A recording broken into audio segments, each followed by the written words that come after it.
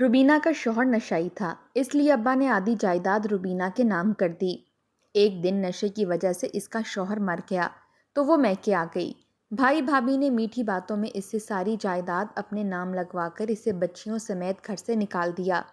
वो बच्चियों को लिए सड़कों पर भीख मांगने लगी तो लोग बच्चियों को गंदी नज़रों से देखते तो इसकी बच्चियों ने खुदकुशी कर ली।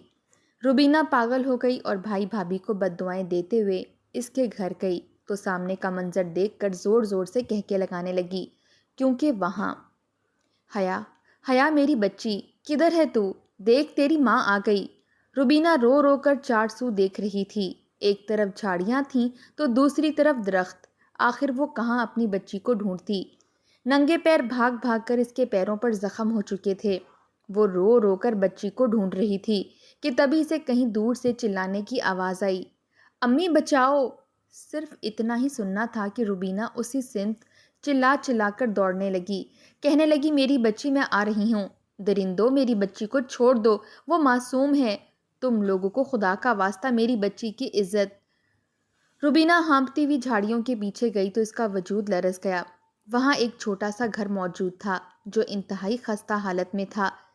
इसे वहाँ से अपनी 14 साला बेटी हया के चिल्लाने की आवाज़ें आ रही थीं। वो सिसकती हुई इस दरवाजे तक पहुंची और इसे खोलने लगी। वो अपनी पूरी कुव्वत से दरवाज़ा हिला रही थी, बजा रही थी।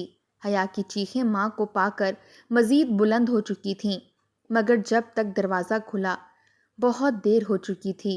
इसकी बच्ची रोती बिलकती खामोश हो चुकी थी। दो दरिंदे सिफ्त मर्द घर से बाहर निकले। रुबीना का दिमाग मऊफ हो चुका था। इसमें से एक को गिरेबान से पकड़कर नोचने लगी, मगर कमज़ोर रुबीना कई रोज़ की भूखी इन हट्टे कट्टे मर्दों का कहाँ मुकाबला कर सकती थी। इसने धक्का देकर रुबीना को एक जानिब गिराया और भाग कर वहाँ से चले गए। रुबीना इन लोगों को अकब से पत्थर मारती रह गई। जब बेटी का ख्याल आया तो दौड़कर अंदर पहुंची। बेटी का वजूद देखकर रुबीना फूट फूट कर रोने लगी। इसकी बच्ची के लबों से उसी पल आखिरी हिचकी निकली और दुनिया से बेजार होकर वो माँ को छोड़कर जा चुकी थी। रुबीना कितनी ही देर बच्ची को सीने से लगाए चीख चीख कर रोती रही। कहाँ जाती वो? कौन था इस भरी दुनिया में इसका? जो इसके साथ मुखलिस था वो मर चुका था। शौहर नशाई तो जिंदा मुर्दा एक बराबर था, मगर जब सगा भाई ही दगा दे दे तो किसी और से क्या तवक्का। रुबीना मासूम बच्ची को इस हालत में देखकर इतना रोई कि वहीं बेहोश हो गई। आज इस नौबत पर इसे जो असबाब लाए थे वो सभी इस हालत के जिम्मेदार थे कि वो भिकारन बनकर रह गई। आज से कुछ माह पहले सहन के बीचों बीच एक मैयत पड़ी थी। रुबीना और इसकी दोनों बेटियां सिसक सिसक कर रो रही थीं। आखिर को आज इनका वाहिद सहारा इस दुनिया से जा चुका था। रुबीना के ससुर को कल रात हार्ट अटैक आया जो इनकी वफात का भी सबब बन चुका था। सहन औरतों से खचाखच भरा हुआ था, मगर सहन के एक जानिब रुबीना का शौहर ज़मीन पर बैठा था, हाथ में शराब की बोतल थामे। वो लगातार पिए जा रहा था। नशे में न जाने क्या बुड़बुड़ाए जा रहा था। इसने एक बार भी आगे बढ़कर बाप का चेहरा देखने की कोशिश नहीं की थी। कुछ औरतें तो शफकत को देख कर ही वापस घर चली गई थीं। बाप के जनाजे को कंधा भी मोहल्ले वालों ने ही दिया था। शफकत तो इस कदर नशे का आदी था कि अगर इसे शराब ना मिलती तो आसमान सर पर उठा लेता। रुबीना की दो ही बेटियां थीं। बड़ी बेटी कलसूम 16 साल की थी जबकि हया 14 साल की थी। दोनों के ही दिल में बाप के लिए मोहब्बत उसी दिन ख़त्म हो गई थी जब पहली बार बाप नशे की हालत में घर लौटा था। बाप जो भी कमाता सारे पैसे नशा खरीदने में लगा देता। रुबीना, इसकी बच्चियां और ससुर 2 दिन से भूखे थे। उम्मीद थी कि बाप कुछ कमा कर लाएगा, मगर आधी रात को जब बाप घर आया तो लड़खड़ाता हुआ गिरता पड़ता कमरे में आया। बच्चियां जो भूख से बेचैन थीं बाप को इस हालत में देखा तो दौड़कर बाप के पास गईं। समझ रही थी कि बाप सारा दिन का थका हारा आया है, शदीद गर्मी में मजदूरी करके इसकी हालत गैर हो रही है। बच्चियां बाप को देखकर रोने लगीं, मगर इसके वजूद से आती गंदी बदबू रुबीना को जब महसूस हुई तो फौरन बच्चियों को बाप से दूर किया, क्योंकि शफकत बीमार नहीं था बल्कि नशे में धुत था। उस रात रुबीना और इसका ससुर इससे लड़ाई करने लगे कि बच्चियां भूखी थीं, इनके लिए कुछ कमा लाते, मगर शफकत ने उस रात बीवी को गुस्से से मारना शुरू किया। जब बाप रोकने के लिए बढ़ा तो बाप पर भी हाथ उठा गया। बूढ़े बाप ने जब बेटे से थप्पड़ खाया तो सदमे से चारपाई से जा लगा। रो कर कहने लगा, اسی خاطر اس بدبخت کو پال کر بڑا کیا کہ یہ میری تربیت کا یہ صلہ دے۔ اسی صدمے میں سسر کو ہارٹ اٹیک آیا اور وہ دنیا سے چلا گیا۔ گاؤں والے بھی روبینہ اور اس کی بیٹیوں کو اچھا نہیں سمجھتے تھے۔ کہنے لگے جن کا باپ ایسا ہے وہ خود کیسی ہوں گی۔ سسر کو بھی بیٹے کی عادات کی خبر تھی، اس لیے اس نے آدھی جائیداد اور زمینیں بہو کے نام کر دیں تاکہ بچیوں کی اچھی پرورش کر سکے۔ روبینہ کو بچیوں کی فکر تھی، وہ تو زندگی گزار چکی تھی، اب بچیوں کا سوال تھا۔ اس نے شوہر سے چھپ کر ہی بچیوں کا رشتہ طے کرنے کا سوچ لیا۔ گاؤں والے تو ان سے دور ہی بھاگتے تھے، جبکہ روبینہ نے رشتے والی سے بات کر کے رشتہ لانے کا کہا۔ وہ کئی رشتے لائی مگر کسی کو بھی کلثوم پسند نہیں آئی تھی۔ وہ جھجکتے ہوئے سر پر سلیقے سے دوپٹہ اوڑھے ہاتھ میں چائے اور بسکٹ لیے کمرے میں داخل ہوئی تھی۔ رشتے کروانے والی نے ایک نگاہ کلثوم پر ڈالی اور ساتھ لائی عورت کے کان میں کھسر پھسر کرنے لگی۔ کلثوم جھجکتے ہوئے چائے ان کو پیش کر کے اپنی ماں کے پاس آ کر بیٹھ گئی تھی۔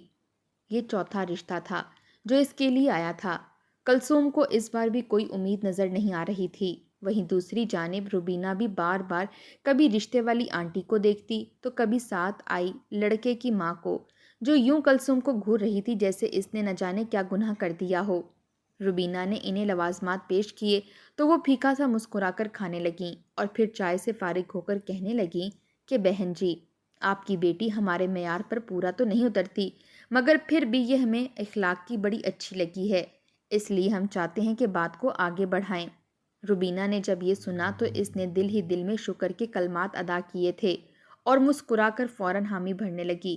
یہ چوتھا رشتہ تھا، اگر اس بار بھی رشتے والے انکار کر دیتے تو نہ جانے کلثوم کیا کر بیٹھتی۔ کلثوم کوئی خوبصورت اور پرکشش رنگ روپ کی مالک نہ تھی، بلکہ درمیانے سے قد کی لڑکی تھی جس کا رنگ انتہائی کالا اور نین نقش بھی بس درمیانے ہی تھے۔ اس سے پہلے جتنے بھی رشتے آئے انہوں نے پہلی نظر میں ہی کلثوم کو دیکھ کر رشتے سے انکار کر دیا تھا۔ وہ کہتے تھے کہ ہمارے بیٹے تو چاند کے ٹکڑے ہیں، بھلا کلثوم جیسی کو لا کر ہم نے اپنے بیٹے کی مت مارنی ہے۔ کلثوم بھی خوش ہو گئی تھی، اسے اپنا ہمسفر مل چکا تھا۔ وہ مسکرائی اور شرماتے ہوئے فوراً دوسرے کمرے میں چلی گئی، دل میں کئی خواب سجانے لگی۔ وہیں رشتے کی بات پکی کر کے وہ چلے گئے۔ اس کا کہنا تھا کہ میں کل اپنے بیٹے اور شوہر کے ساتھ آؤں گی تاکہ رشتے کی بات آگے بڑھائی جا سکے۔ آپ بھی کل اپنے شوہر کو بلا لیجیے گا۔ روبینہ نے جب یہ سنا تو اس کا رنگ زرد پڑنے لگا۔ رشتے والے تو چلے گئے مگر وہ سوچ میں پڑ گئی۔ وہیں کلثوم کا رنگ بھی پھیکا پڑا تھا۔ بھلا وہ کیسے اس بارے میں اپنے باپ کو بتا سکتے تھے؟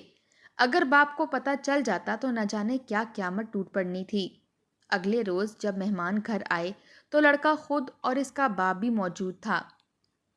روبینہ نے ان کی آؤ بھگت میں کوئی کمی نہ چھوڑی تھی، بس یہی دعائیں کر رہی تھی کہ آج شفقت گھر نہ آئے، مگر وہ کہتے ہیں نا، جس بات کا ڈر ہو وہی ہوتا ہے۔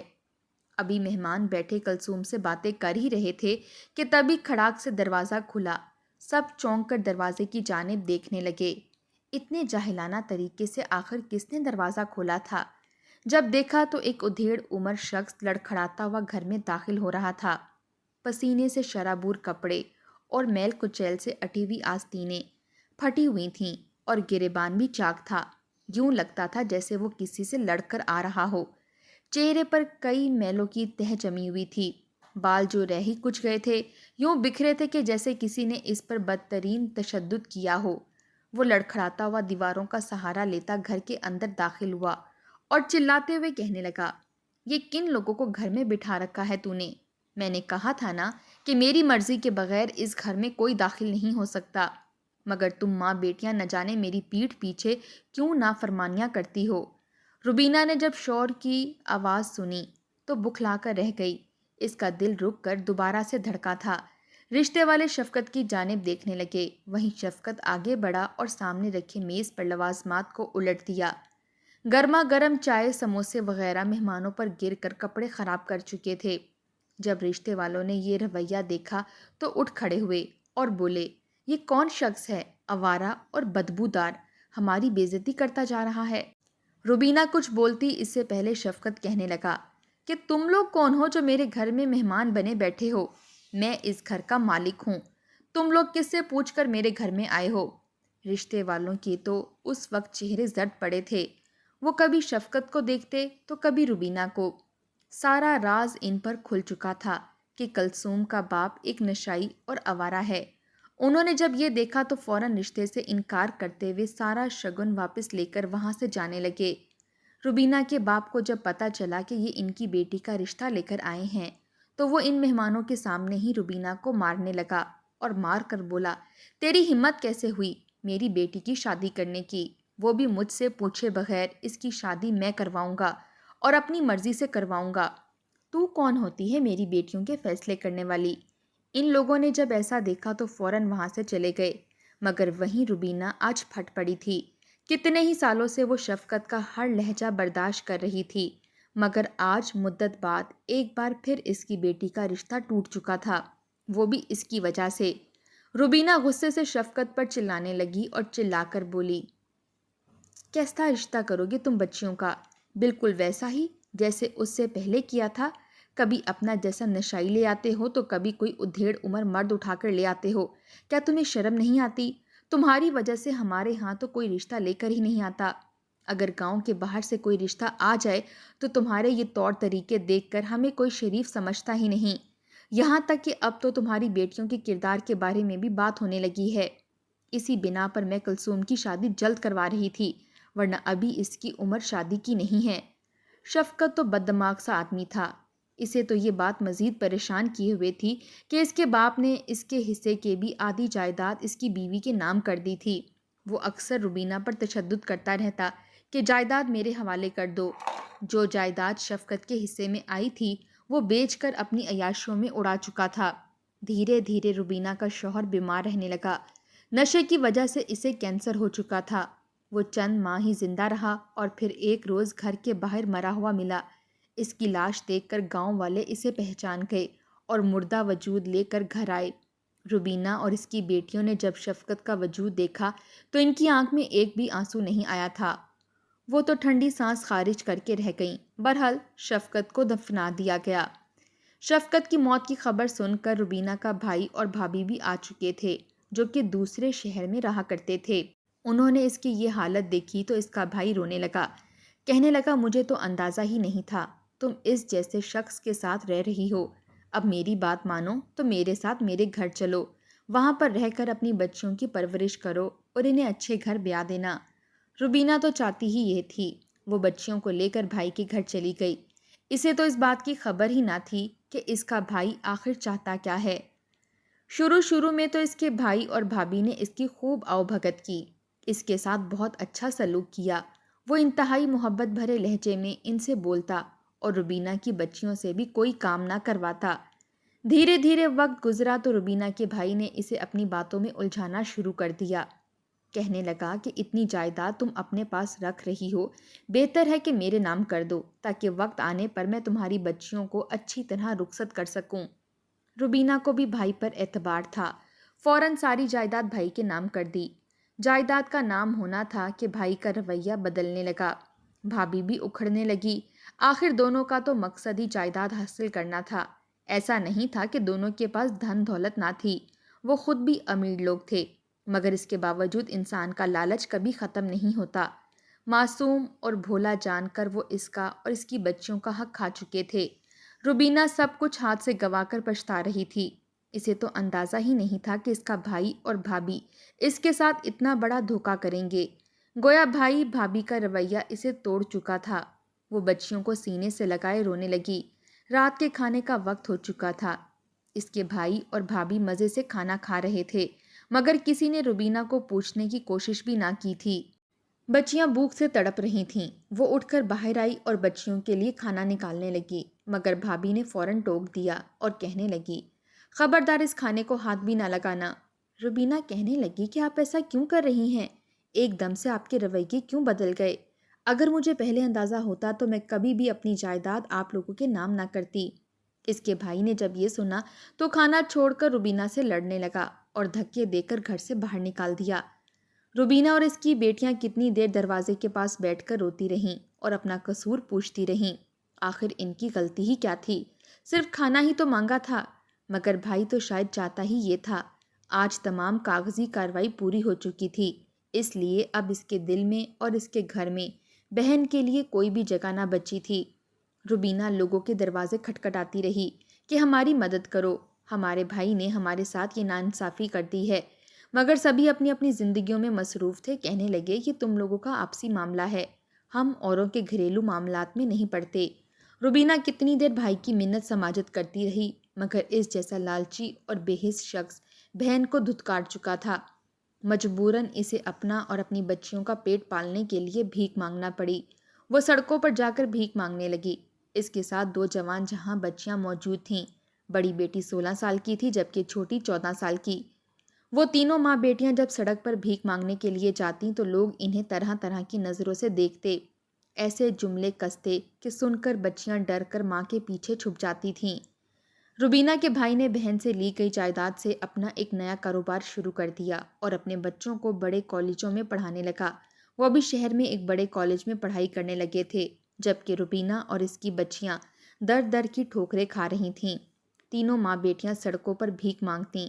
کسی دن تو رقم مل جاتی، مگر کسی روز اتنی کم بھیک ہوتی کہ بھوکے پیٹ ہی سو جایا کرتیں۔ وہ سڑک کنارے ایک جھونپڑی بنا کر رہنے لگیں، مگر وہاں پر بھی ان کی عزت محفوظ نہ تھی۔ ایک روز روبینہ کو شدید بخار تھا۔ شاید کئی روز سے اس نے پیٹ بھر کر کھانا نہیں کھایا تھا، اس لیے اس کی یہ حالت ہو چکی تھی۔ وہ بخار میں تپ رہی تھی کہ تبھی اسے اپنی چھوٹی بیٹی کی چیخنے چلانے کی آواز آئی۔ وہ اٹھ بیٹھی۔ اس کی بڑی بیٹی کلثوم بھی اٹھ گئی اور آس پاس دیکھنے لگی۔ کیا دیکھتے ہیں کہ 2 مرد بچی کو اٹھا کر لے جا رہے ہیں۔